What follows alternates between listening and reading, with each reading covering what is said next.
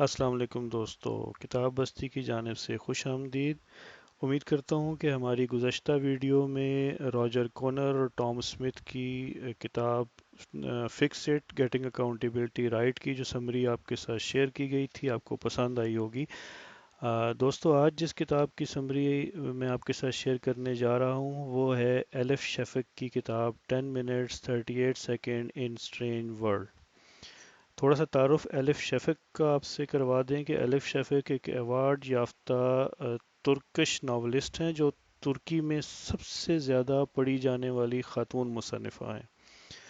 ایلف شیفک ترکی اور انگریزی دونوں زبانوں میں لکھتی ہیں اور ان کی ابھی تک 17 کتب شائع ہو چکی ہیں جن میں سے 11 کتب ناولوں پر مشتمل ہیں۔ ایلف شیفک کی مقبولیت کا اندازہ اس بات سے لگایا جا سکتا ہے کہ ان کی کتب کا ترجمہ 50 مختلف زبانوں میں ہو چکا ہے۔ ایلف شیفک بیسیکلی پولیٹیکل سائنس میں پی ایچ ڈی ہیں اور ترکی، امریکہ اور برطانیہ کی کئی یونیورسٹیوں میں پڑھا چکی ہیں۔ تو جو آج کا ہمارا ناول ہے اس کا نام ہے 10 minutes and 38 second in strange world. سب سے پہلے تو اس کے نام سے آپ کا تعارف کرواتے ہیں۔ تو دوستو، کینیڈا کے ایک ہسپتال کے آئی سی انٹینسیو کیئر یونٹ میں ایک ہوئی اسٹڈی کے مطابق یہ بتایا گیا کہ مردہ لوگوں میں جب ان کے دل دھڑکنا بند کر دیتے ہیں تو پھر بھی تقریباً 10 منٹ اور 38 سیکنڈ یعنی 38 سیکنڈ تک ان کا دماغ کام کرتا رہتا ہے، اور اس دوران میں وہ اپنی زندگی کے اچھے برے واقعات، کامیابیوں، ناکامیوں، خوشی اور محرومیوں کے بارے میں سوچ سکتے ہیں۔ چونکہ اس کہانی کا مرکزی کردار ایک لڑکی ہے جس کا نام لیلا ہے جو کہ استنبول میں ایک پراسٹیٹیوٹ کی زندگی گزار رہی ہے۔ کہانی اس لڑکی کی موت سے شروع ہوتی ہے، تو اسی لیے اس ناول میں اس لڑکی کی موت کے بعد 10 منٹ 38 سیکنڈ کی یادداشتیں جو ہیں اس پر یہ ناول لکھا گیا ہے۔ یہ ناول دوسرے ناولوں سے دو طرح سے مختلف ہے۔ پہلی وجہ تو یہ ہے کہ اس ناول کا آغاز ہی اختتام سے ہوتا ہے اور اسی وجہ سے اس کے پہلے چیپٹر کا نام ہی دا اینڈ ہے۔ دوسری وجہ اس کی دوسرے ناولوں سے مختلف ہونے کی یہ ہے کہ جس طرح دوسرے ناولوں میں آپ کو بگننگ، مڈل اور اینڈ ملتا ہے، اس کی کہانی شروع ہی کلائمیکس سے ہوتی ہے،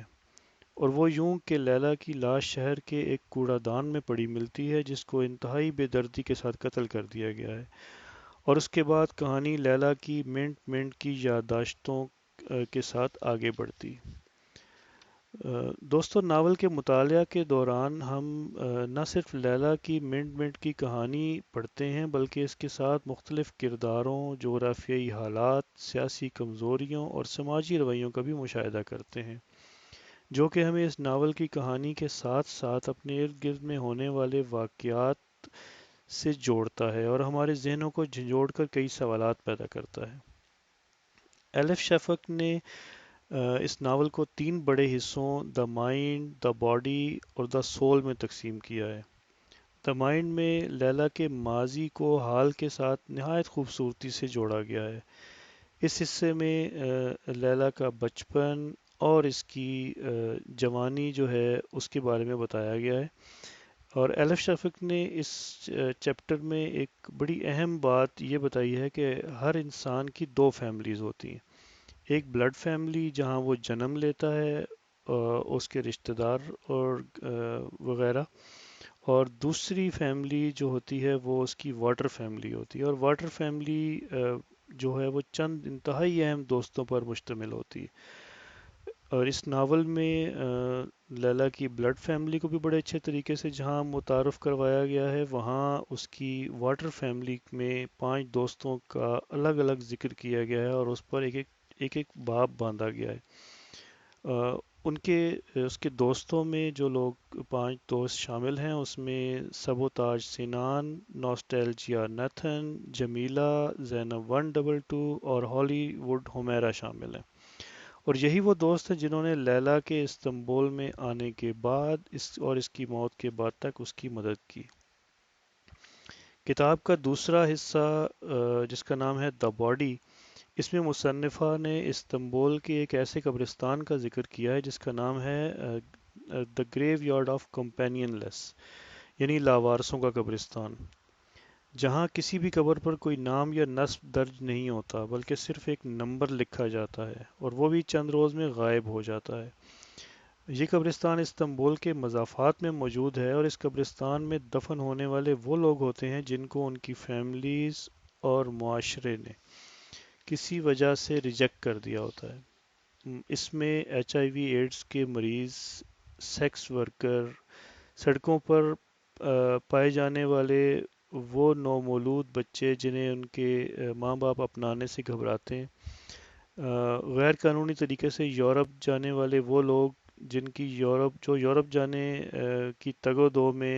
سمندر میں ڈوب کر مر جاتے ہیں، اور اس کے علاوہ نامعلوم دہشت گرد وغیرہ بھی شامل ہیں۔ لیلا کو بھی اس کی موت اور پوسٹ مارٹم کے بعد دی گریو یارڈ آف کمپینین لیس میں دفنا دیا گیا، لیکن اس کے 5 دوستوں نے یہ فیصلہ کیا کہ ہماری دوست لیلا کمپینین لیس نہیں تھی اور ہمارا ہونا اس بات کا ثبوت ہے۔ بالآخر انہوں نے یہ فیصلہ کیا کہ لیلا کی ڈیڈ باڈی کو